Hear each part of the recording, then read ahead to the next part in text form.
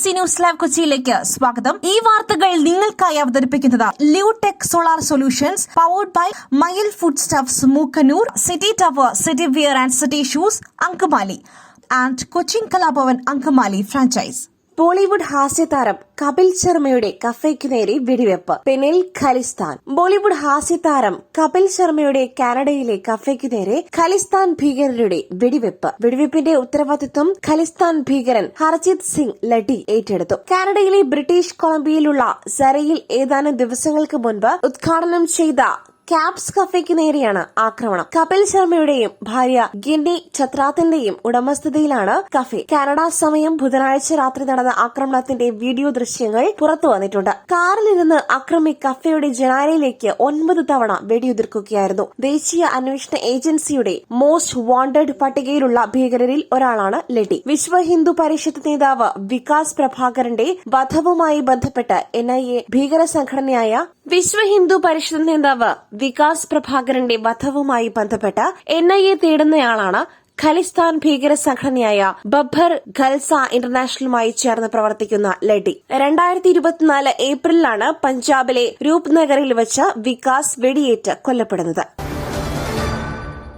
രണ്ടാം വിവാഹത്തിനൊരുങ്ങിയ സഹോദരിയെ വെട്ടിക്കൊലപ്പെടുത്തി, സഹോദരന്മാർക്ക് ജീവപര്യന്തം തടവ്. രണ്ടാം വിവാഹത്തിനൊരുങ്ങിയ സഹോദരിയെ വെട്ടിക്കൊലപ്പെടുത്തിയ കേസിൽ 2 സഹോദരന്മാർക്ക് ജീവപര്യന്തം കഠിന തടവും 60,000 രൂപ വീതം പിഴയും. ഉളിയിൽ പടിക്കച്ചാലിലെ ഖദീജയെ കൊലപ്പെടുത്തിയ കേസിൽ സഹോദരങ്ങളായ KN ഇസ്മായിൽ, KN ഫിറോസ് എന്നിവരെയാണ് 1ാം അഡീഷണൽ ജില്ലാ സെഷൻസ് കോടതി ശിക്ഷിച്ചത്. അന്തിമവാദത്തിൽ ഖദീജയുടേത് ദുരഭിമാന കൊല അല്ലെന്ന് പ്രതിഭാഗം വാദിച്ചിരുന്നു. എന്നാൽ ദുരഭിമാന കൊല ആണെന്നും വധശിക്ഷ നൽകണം എന്നുമാണ് പ്രോസിക്യൂഷൻ വാദിച്ചത്. മറ്റു പ്രതികളെ കോടതി വെറുതെ വിട്ടിരുന്നു. 2012 ഡിസംബർ 12-നാണ് കേസിനാസ്പദമായ സംഭവം. ഖദീജയെ കൊലപ്പെടുത്തുകയും ഖദീജയുടെ കാമുകൻ കോഴിക്കോട് ഫറൂഖിലെ കോടമ്പുഴ ഷാഹുൽ ഹമീദിനെ കൊലപ്പെടുത്തുവാൻ ശ്രമിക്കുകയും ചെയ്തു എന്നാണ് കേസ്.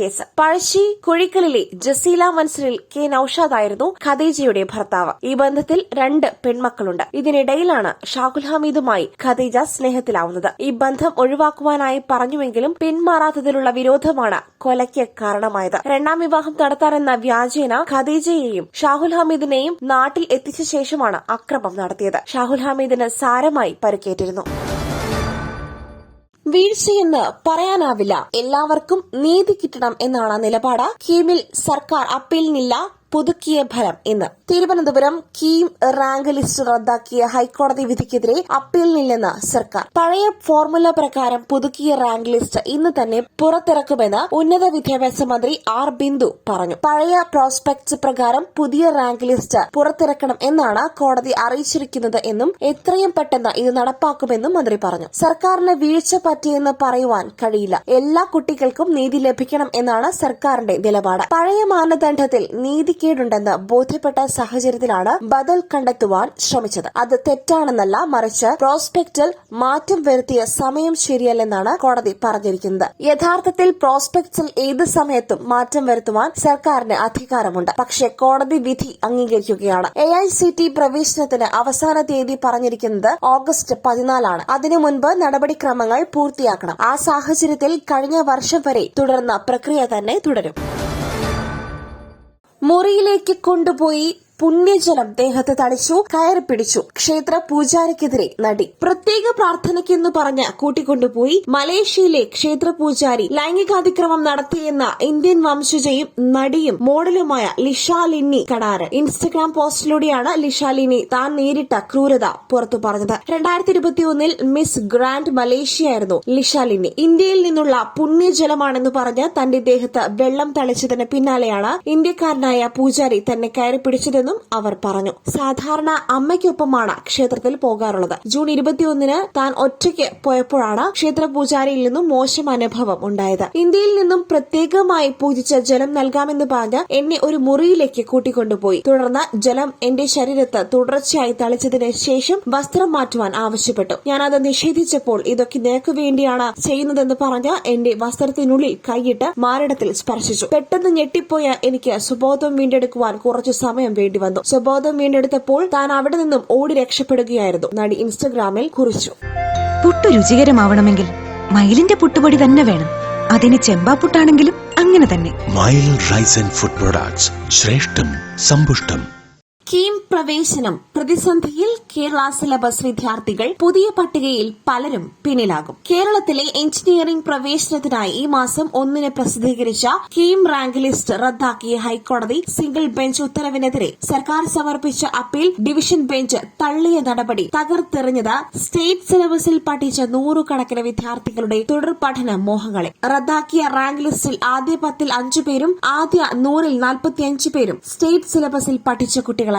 1ാം റാങ്ക് നേടിയ ജോൺ ഷിനോജ് ഉൾപ്പെടെയുള്ളവരുടെ റാങ്കിൽ മാറ്റം വരുമോ എന്ന് പുതിയ റാങ്ക് ലിസ്റ്റ് ഇറങ്ങിയാൽ മാത്രമേ അറിയുവാൻ കഴിയൂ. പ്രതീക്ഷിച്ച കോളേജുകളിലും പ്രോഗ്രാമുകളിലും പ്രവേശനം ലഭിക്കാത്ത സാഹചര്യവും ഉണ്ടാകും. എന്ത് ഉദ്ദേശത്തോടെയാണോ സർക്കാർ പുതിയ ഫോർമുലയുടെ അടിസ്ഥാനത്തിൽ പ്രോസ്പെക്ട്സിൽ മാറ്റം വരുത്തിയത്, അത് ഫലം കണ്ടില്ലെന്ന് മാത്രമല്ല സ്റ്റേറ്റ് സിലബസിൽ പഠിച്ച കുട്ടികൾക്ക് വലിയ തിരിച്ചടിയായി മാറുകയും ചെയ്തിരിക്കുകയാണ്.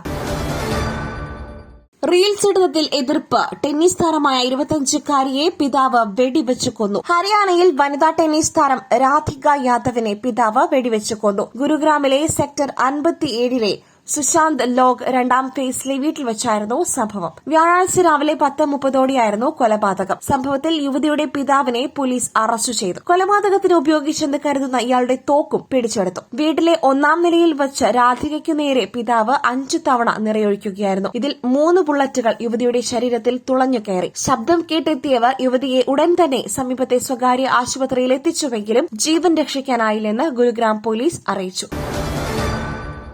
കോയമ്പത്തൂർ സ്ഫോടന കേസിലെ മുഖ്യപ്രതി 26 വർഷമായി ഒടുവിൽ ടൈലർ രാജയെ പൂട്ടി പോലീസ്. കോയമ്പത്തൂർ ബോംബ് സ്ഫോടന കേസിൽ പിടികിട്ടാപ്പുള്ളിയായ രാജ എന്ന ടൈലർ രാജ അറസ്റ്റിൽ. 26 വർഷമായി ഒളിവിലായിരുന്ന ടൈലർ രാജയെ ബുധനാഴ്ച കർണാടകയിൽ നിന്നാണ് കോയമ്പത്തൂർ സിറ്റി പോലീസ് അറസ്റ്റ് ചെയ്തത്. 1998-ൽ കോയമ്പത്തൂരിലുണ്ടായ ബോംബ് സ്ഫോടന പരമ്പരയിലെ മുഖ്യപ്രതികളിൽ ഒരാളാണ് ടൈലർ രാജ.